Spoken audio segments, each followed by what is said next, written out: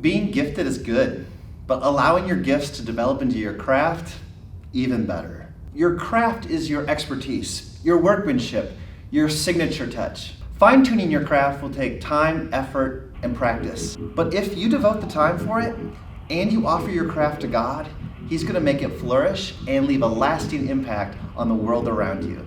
That's what we're talking about today on the Artisan Soul.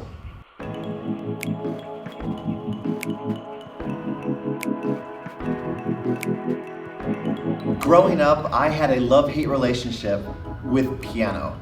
I took piano lessons ever since I was 4 years old to when I graduated high school. The reason is that my mom is a licensed piano teacher, so I was never going to get out of it while I lived under her roof. So I had to practice every single day, and I can tell you what, I did not like it. Now I'm so glad I took the time to practice, because now the gift or the talent of being able to play the piano has become a craft of mine. It's something that I get to use every single week on a grace stage to lead worship and to guide people into the presence of God. The truth is that God has given you a skill that He wants you to put into practice on a regular basis. That's because He has dreams and aspirations for you to leave an impact on this world. But it's going to take some practice of the gift that you have. Jesus tells a story in Matthew 25 about a master who was leaving home for a while, and he gave his servants different portions of treasure. He gives one servant 5 bags of gold, another 2, and another 1. And he has an expectation that they use that treasure to make more. So when he gets back, he checks in with all 3 of his servants, asking them what happened with the treasure that he gave them. The servant that got 5 bags of gold said, "Master, you entrusted me with 5 bags of gold. See, I have gained 5 more." He checked in with the servant that he gave 2 bags of gold, and that servant said, "You entrusted me with 2 bags. See, I have gained 2 more." But then he checked in with the final servant, who he gave 1 bag of gold. Listen to what the servant said and the master's reply afterwards. Then the man who had received 1 bag of gold came. "Master," he said, "I knew that you were a hard man, harvesting where you had not sown and gathering where you have not scattered seed. So I was afraid, and I went out and I hid gold in the ground. So here is what belongs to you." The master replied, "You wicked, lazy servant. So you knew that I harvest where I have not sown or gathered where I have not scattered seed. Well then, you should have put my money on deposit with the bankers, so that when I returned, I would have received it back with interest."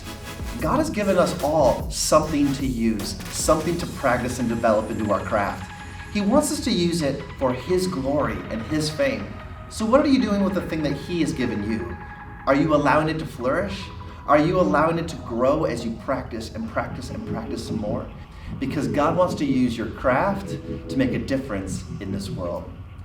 Proverbs 22 verse 29 says, "Do you see someone skilled in their work? They will serve before kings. They will not serve before officials of low rank." That is the reward of practice. Your influence on this world grows. Why don't you take a few moments to discuss these questions or journal about them? Number 1, what are some common excuses or reasons why people don't practice? Number 2, what are you needing to devote time and attention to in your particular skill set? In this study, we've talked about how you're not only an artist at work, but a work of art that God is transforming into a masterpiece. So, what detail is God working on in you? Take a moment to pause this video and explore those questions.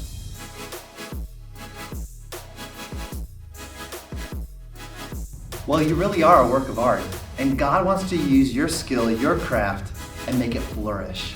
At Grace, we have loads of opportunities for you to use your craft to make a difference in the lives of other people. So my question for you is, are you putting it to work here? Are you offering what you have?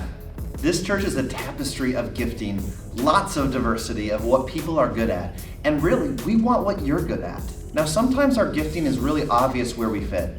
Other times our gifting is so unique, we don't know how to put it into practice at church. If you don't know where to plug in at church, I'd love to help you with that. We might discover that through you, we have a brand new role and something that God wants to do through you. New and innovative ministry pops up all over the place at our church. That's why we have chalkboards down our hallway that augment what we're learning on Sunday morning. We're starting to get artwork around our church that represent the spiritual truths that we want people to embrace. You might love serving by making sketch notes. Sketch notes are just artistic mind maps of the content from the Sunday sermon. You might love building sets, and we change our stage sets regularly here at Grace, so we'd love to have your help there. Or you might have musical ability and want to join the worship band. Or you might like to work behind the scenes and serve in our production, running the camera or being back in the production room. You might also like to use your artistic ability or your skill set to help teach students and kids in our Next Gen ministry. Whatever it is, use your craft for the purposes of God, because there is where He's going to make it flourish and He's going to use it to impact other people. Well, thanks so much for joining me today, and we'll see you next time on the Artisan Soul.